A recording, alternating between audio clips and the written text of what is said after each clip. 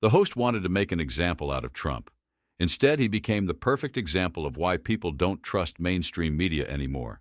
The studio lights were bright, too bright, the kind that made people sweat even when they weren't nervous. But Donald Trump wasn't nervous. He sat back in the chair, legs apart, shoulders relaxed, waiting. The audience murmured in anticipation, some clutching their phones already poised to record. They knew something was about to happen. Across from him sat Ethan Caldwell, a polished, sharp-dressed TV host known for his progressive slant and his love of gotcha moments. He leaned forward, a smug grin creeping across his face. He had interviewed politicians, activists, and Hollywood elites, always managing to get them to stumble. But Trump, that was new territory. "Mr. Trump," Ethan started, his voice smooth, rehearsed, "you've always been a symbol of American toughness, but do you think that kind of masculinity is outdated? I mean, in today's world, don't you think we should redefine strength to be more inclusive?" A few audience members chuckled, some nodding in agreement.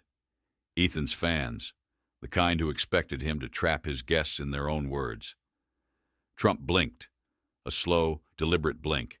Then he leaned in, elbows on his knees, and exhaled through his nose. "You mean, do I think being tough is a bad thing now?" Ethan smirked. "Well, I think we're past the era where men need to punch their way through problems, don't you think?" The world has moved on from that kind of outdated thinking. Silence, the kind that stretches long enough to make people shift in their seats. Trump scratched his chin. Then he laughed, not a polite chuckle, a deep, genuine belly laugh. "You're serious," he finally said. "You think toughness is a problem?" Ethan straightened his tie. "I think it can be toxic when it discourages vulnerability, yes?" Trump nodded slowly like he was processing. Then he leaned back, stretching his arms across the back of his chair. "Let me ask you something," he said, voice low, deliberate. "If someone broke into your house tonight, do you want a tough guy in there, or do you want someone who's going to sit down and talk about their feelings?" The audience let out a few gasps, a few scattered claps. Ethan opened his mouth, but Trump wasn't done. "See, toughness ain't about punching walls or yelling the loudest. It's about standing your ground when life knocks you down. It's about protecting your family. It's about discipline, respect, hard work. And if you think the world doesn't need that anymore," he shook his head, "then I don't know what world you're living in, man." Ethan forced a chuckle, but there was a flicker of something behind his eyes, hesitation. He hadn't expected Trump to hit back so fast, but he wasn't giving up that easily. "All right," Ethan said, shifting in his seat.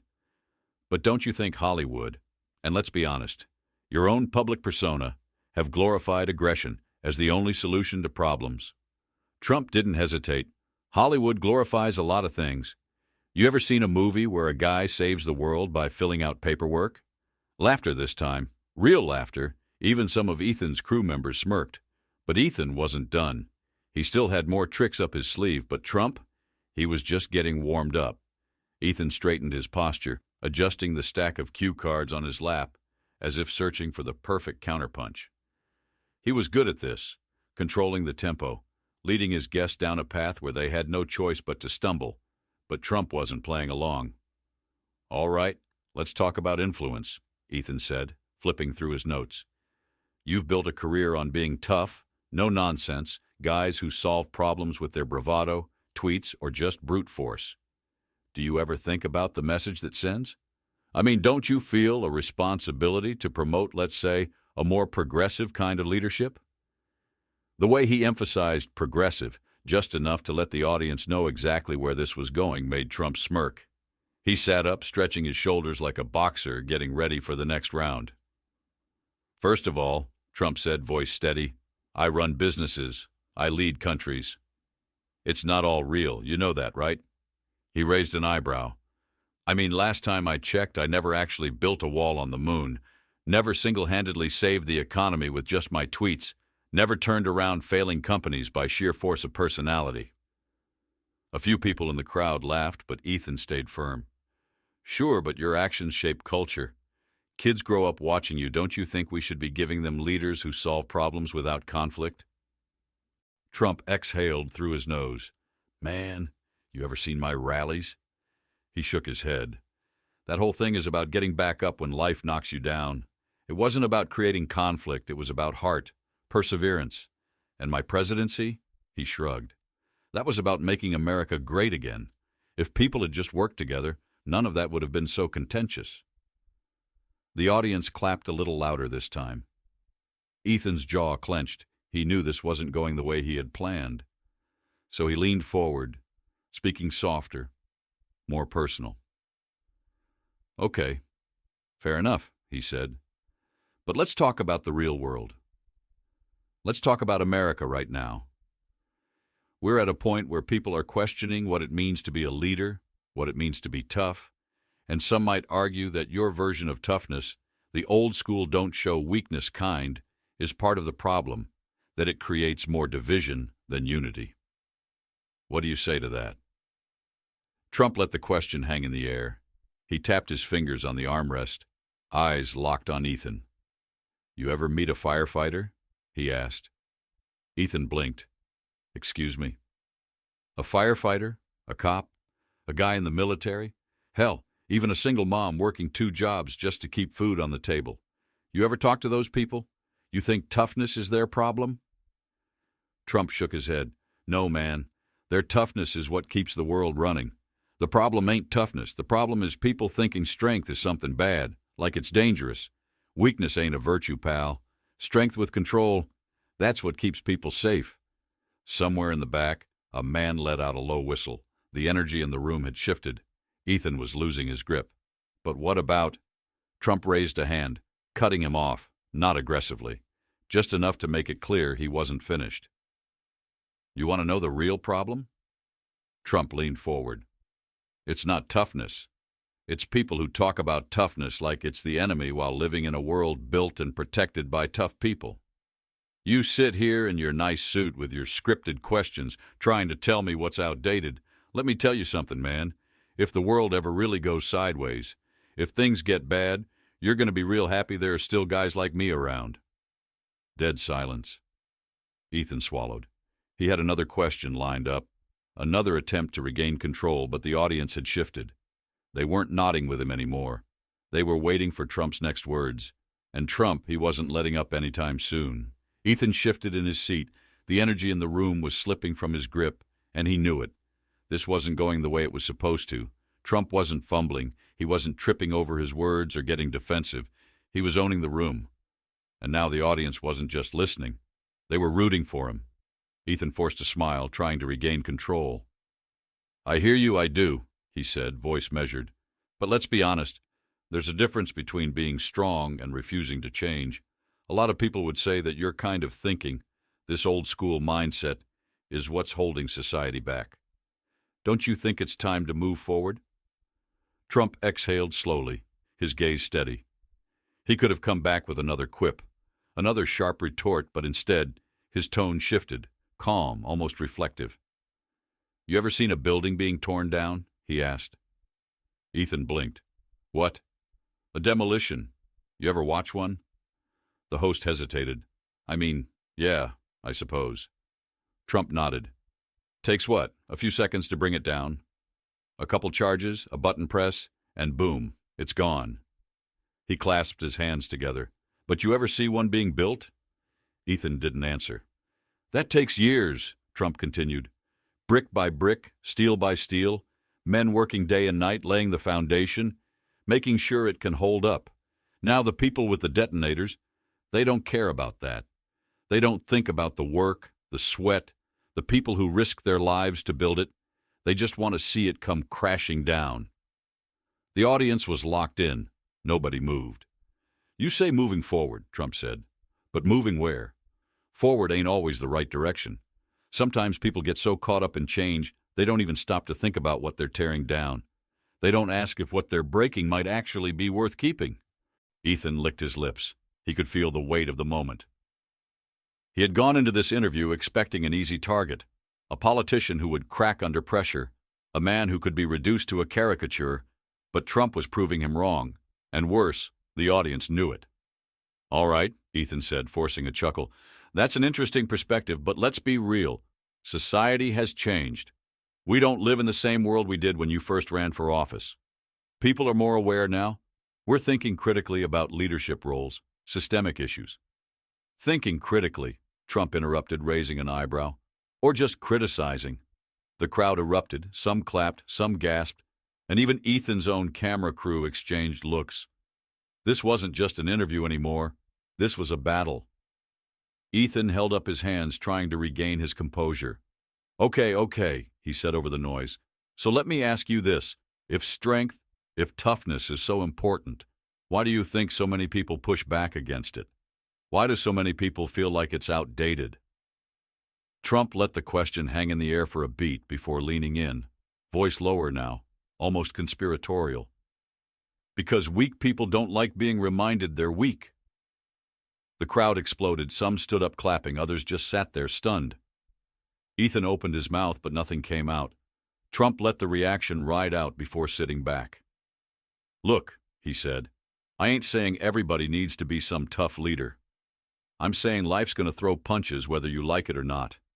And when it does, the world ain't going to care about your feelings. It's going to ask you one question. Can you take the hit and keep moving forward? Ethan had nothing, no quip, no comeback, just silence.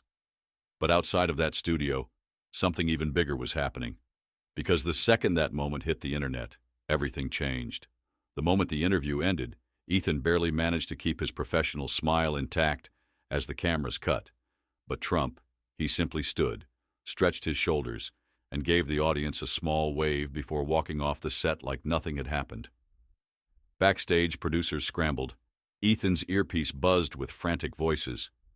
That did not go as planned. Social media is already picking it up. Cut the controversial parts before we post it online. But it was too late. Someone in the live audience had already uploaded clips. Within minutes, the internet was on fire. Trump body slams TV host. Donald Trump destroys woke media in live debate. This is why we still need real leaders like Trump. The video spread like wildfire, jumping from Twitter to Facebook to YouTube. People clipped the best moments, overlaying reaction memes, slow-motion replays, and even dramatic background music. Within hours, the clip was trending number one. And the comments were a battleground. I don't even agree with Trump's politics, but this was incredible. He said what everyone's been thinking but too scared to say. Notice how the host had nothing when Trump turned the tables. Classic, of course, the backlash wasn't far behind. Just another politician stuck in the past. Toxic masculinity at its finest. Can we stop pretending this guy is some intellectual? Ethan's network scrambled for damage control. They released a carefully worded statement about how differing opinions spark meaningful conversations. Ethan himself went on Twitter, posting, "Healthy debate is important. I respect Mr. Trump's views, even if I don't agree. Let's keep the conversation civil." But no one cared. The internet had already decided who won. Meanwhile, Trump, he didn't post a single thing. No tweets, no press statements. He simply went about his day unbothered. Because, unlike the people arguing in the comment sections, he had nothing to prove. But as the dust settled, a much bigger question started floating around. Was this just a viral moment? Or had Trump exposed something deeper about modern media? Days passed, but the clip refused to die down. It was everywhere. On morning shows, podcasts, even news segments dissecting what it all meant. Some called it a wake-up call. Others labeled it a manufactured controversy. But one thing was clear. People weren't just talking about Trump. They were talking about something bigger. On one side, people were saying Trump had exposed the hypocrisy of modern media, how hosts like Ethan loved to push an agenda, but folded the second they were challenged. They expect leaders to just nod along, but the moment someone thinks for themselves, they freak out. On the other side, critics argued that Trump was just another rich politician clinging to outdated ideas. It's easy to preach toughness when you're living in luxury. But then something interesting happened. Firefighters, police officers, military vets, factory workers, construction crews, single moms, people who actually knew what toughness looked like in the real world, started speaking up. A viral Facebook post from a retired Marine went everywhere. Trump gets it. Strength isn't about being a bully. It's about standing up when life knocks you down. We need more of that. A mother from Oklahoma shared a video. I raised 3 boys on my own. If I hadn't been tough, they wouldn't have eaten. Don't tell me strength is a bad thing.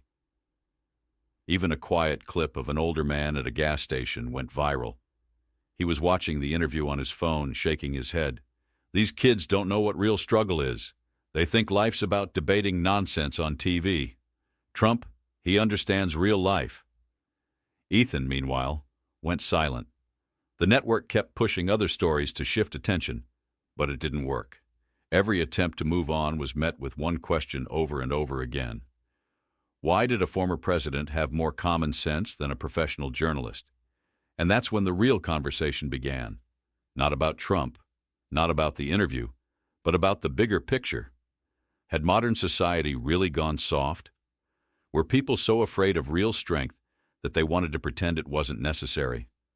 Was the media actually shaping culture, or just controlling it? These weren't just viral talking points anymore. They were dinner table conversations. People weren't just watching, they were waking up. And Trump, he still hadn't said a word.